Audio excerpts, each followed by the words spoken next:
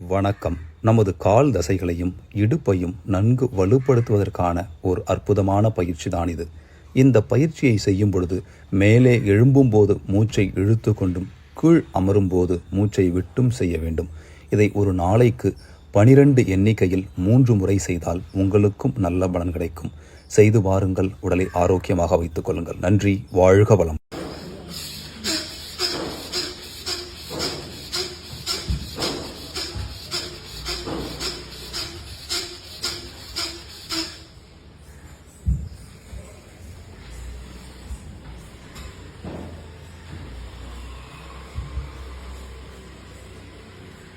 வணக்கம்.